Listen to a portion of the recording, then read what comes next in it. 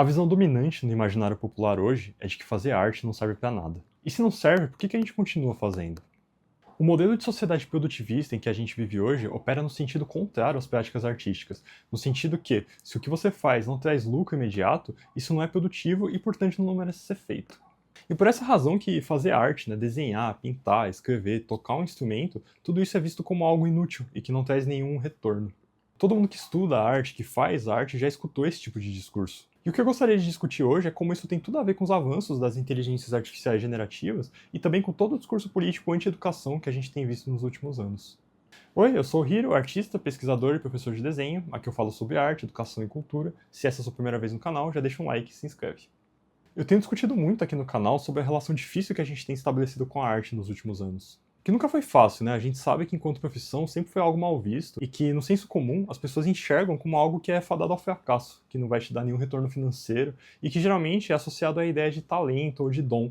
Ou seja, que se você não nasceu já sendo muito bom, quer dizer que você não deveria nem tentar. Um discurso que até hoje restringe pessoas mais pobres e com menos condições materiais do acesso à arte.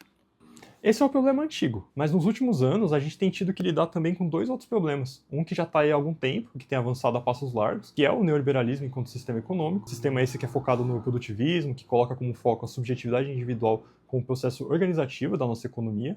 E nisso entra, por exemplo, o que eu mencionei no início do vídeo sobre a construção dessa ideia de que nós, enquanto indivíduos, temos que focar no nosso sucesso individual financeiro, né? E que, portanto, não haveria espaço para práticas que não tenham a produtividade como objetivo final. Então, fazer arte, ler um livro, enfim, ter tempo livre de qualidade, sem ficar pensando em trabalho o tempo inteiro, é visto como inútil, como improdutivo. O outro fator, e esse eu tenho discutido bastante aqui no canal também, é o avanço das inteligências artificiais, principalmente a IA generativa, que a partir do roubo da propriedade intelectual de centenas de milhares de artistas, escritores, fotógrafos, atores, dubladores, entre outras categorias profissionais, ela cospe, vomita, regurgita um texto, uma imagem, um vídeo, sempre de qualidade estética muito duvidosa. Que ao longo desse debate a gente tem visto a reprodução de um senso comum, de uma ignorância mesmo, de algumas pessoas e comunicadores na internet, chamando os artistas que são contra as IAs de ludistas, por exemplo, ou seja, de pessoas que rejeitam o avanço da tecnologia. Quando na prática a gente sabe que o problema não é o avanço da tecnologia em si, mas o fato de que, diferente do que nos foi prometido desde a Revolução Industrial, de que o avanço tecnológico seria um benefício para todos os trabalhadores, no sentido de que isso diminuiria a necessidade dos esforços humanos e que, portanto, reduziria a nossa jornada de trabalho, era uma mentira. E não era uma mentira porque isso não era possível. É plenamente possível e a luta pela redução da escala 6 por 1 tem mostrado isso. Mas porque esses não eram e continuam não sendo os interesses das pessoas por trás do controle dessas tecnologias. Hoje, a inteligência artificial avança a passos largos porque é uma tecnologia que beneficia os interesses das big techs, dessas empresas gigantescas e multibilionárias, por trás do ChatGPT, por exemplo, e das redes sociais, na medida em que o seu uso não só tende a nos privar das práticas tanto do nosso desenvolvimento intelectual e criativo, quanto do nosso tempo livre, como a arte e a escrita. Tal como também é uma tecnologia que pode estar sendo utilizada por essas empresas para influenciar e moldar o debate público com interesses políticos por trás. Prova disso é essa excelente matéria do jornalista Sérgio de Souza, publicada recentemente no Intercept Brasil, em que ele expõe um evento realizado por representantes do Google e da Meta, que é a empresa por trás do WhatsApp e do Instagram, em um seminário do PL, o Partido Liberal. Um evento em que representantes de redes sociais e empresas que desenvolvem essas tecnologias de inteligência artificial, supostamente imparciais, ensinavam formas de como utilizar a inteligência artificial como uma arma de comunicação política. Será que é tão imparcial assim? Então, quando a gente discute avanços tecnológicos, a gente não pode fazer esse debate de maneira rasa, de achar que esses avanços são processos naturais do curso da humanidade e que não existem interesses por trás das escolhas e dos caminhos que elas tomam. Ou de achar que os caminhos pelos quais a tecnologia se desenvolve são sempre visando um suposto progresso, um desenvolvimento da nação de forma completamente abstrata. Há um discurso produtivista, neoliberal por trás desse desenvolvimento, desse avanço, que visa não só nortear o discurso político de uma forma que beneficie partidos e ideologias que pegam essa mentalidade, que pega essa ideia de que o trabalhador deve única e exclusivamente se matar de trabalhar numa escala 6 por 1 e que não deve ter absolutamente tempo livre nenhum para se dedicar a algo que nos humanize, como fazer arte. E que, ao mesmo tempo, desenvolve a tecnologia no sentido dela mesma ser capaz de produzir essas imagens de forma rápida e gratuita, o que atrai um público em massa. Evidentemente, a partir da extração digital de material que é roubado, para criar no imaginário da população a ideia de que fazer arte, estudar, produzir conhecimento é de fato completamente inútil, de que não vale a pena o esforço, já que a IA seria capaz de fazer isso com muito mais facilidade. Por essas e outras razões que eu ainda vou tratar nesse vídeo, que eu sempre reforço a ideia de que toda essa movimentação, essas reivindicações feitas por artistas contra as inteligências artificiais e pela regulamentação da ferramenta, por mais legítimas e necessárias que elas sejam, não podem se limitar a uma visão que se restringe somente à categoria artística. É preciso pensar que, na prática, além da maioria das pessoas, por todas essas razões que eu discuti até agora, não se importarem com os direitos dos artistas e a regulamentação de imagens de maneira geral, essas questões colocam em risco também várias outras profissões que não necessariamente operam no campo da criatividade, da produção de imagens. É o caso, por exemplo, de trabalhos e profissões ligadas à educação e à preservação. E é aqui que eu quero chegar com essa conversa, em um outro ponto fundamental para se discutir, que é o papel da educação nisso. Esses dias, eu assisti ao debate promovido pelo podcast Três Irmãos entre o professor Jones Manuel e o Wilker Leão, que, para quem não sabe, é um youtuber que ganhou muita fama depois de ingressar no curso de História da UNB, que é a Universidade de Brasília, inclusive uma universidade pública com ingresso via vestibular, e ficou filmando as aulas enquanto gerava constrangimentos enormes nos professores e nos colegas de classe. Recentemente, inclusive, a reitoria da UNB suspendeu esse rapaz por 60 dias, inclusive como medida cautelar por conta dessas atitudes deploráveis. O que eu vou fazer é deixar rolar um trecho curto desse debate, porque ele vai ilustrar muito bem a forma como esse tipo de pessoa, que representa todo esse discurso que eu abordei ao longo do vídeo, e que inclusive já declarou publicamente que pretende se candidatar a deputado no ano que vem, lida com a noção de construção do conhecimento na nossa sociedade. Lá falar do que importa, né? Indo para uma questão também fundamental para a gente discutir nessa seara, são os cursos que eu não gostaria de chamar de inúteis, assim, mas de pouco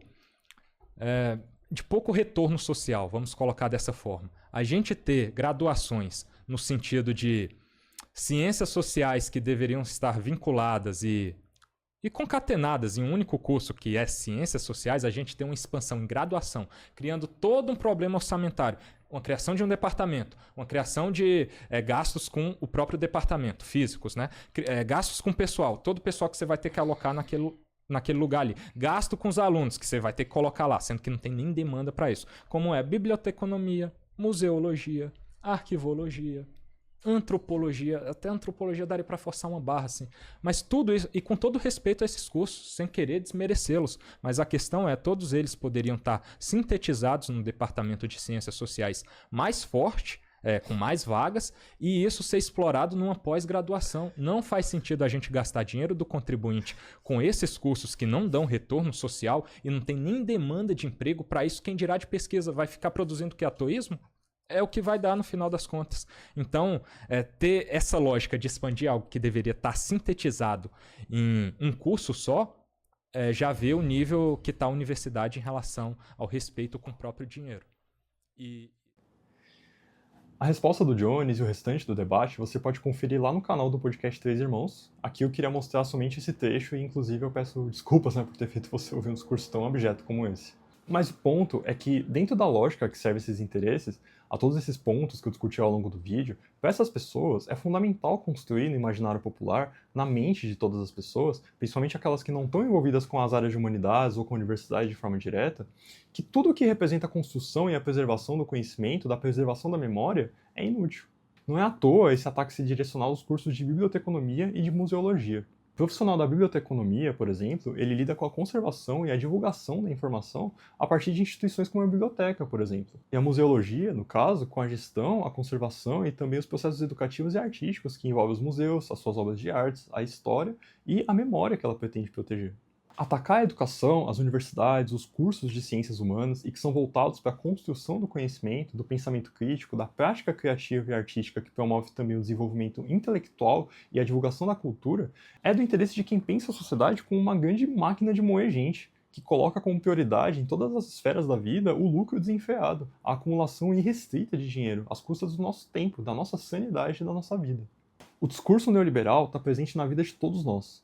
E mesmo que a arte e a educação, por exemplo, por si só, não sejam capazes de promover grandes transformações na sociedade, até porque todos esses problemas são muito mais amplos e abrangentes e estruturais mesmo, elas devem operar também no sentido contrário a esse discurso produtivista, economicista e desumanizador que tem permeado a nossa vida. A gente sabe que a educação e a prática artística promovem na vida de todas as pessoas, e portanto do coletivo, e de inúmeras formas, transformações significativas. Mas a gente sabe também que essas duas categorias são absolutamente incompatíveis com qualquer lógica social, econômica, pautada no produtivismo. Porque fazer arte, porque estudar, porque produzir conhecimento, tudo isso leva tempo. Exige possibilidades concretas e materiais do exercício do intelecto. E nada disso se faz da noite para o dia, com pressa, com impaciência. Como tudo que é feito com qualidade nessa vida, a gente precisa promover uma construção gradativa. E é isso por hoje. Muito obrigado por ver esse vídeo até o final. E se esse é seu primeiro contato com um vídeo meu, e mesmo assim você chegou até aqui, peço mais uma vez que considere se inscrever para continuar recebendo e acompanhando os vídeos que eu tenho produzido por aqui. São vídeos em que a gente discute questões relacionadas às artes visuais, à estética, à educação, a partir de uma perspectiva crítica e voltada para pessoas criativas, desenhistas e entusiastas de maneira geral. Aproveito também para pedir para vocês deixarem um comentário dizendo o que vocês acharam. Eu acredito que as discussões que têm surgido por aqui têm sido sempre muito importantes, né? Têm sido reflexões muito enriquecedoras de construir aqui nesse minúsculo espaço do YouTube. Um abraço e até o próximo vídeo.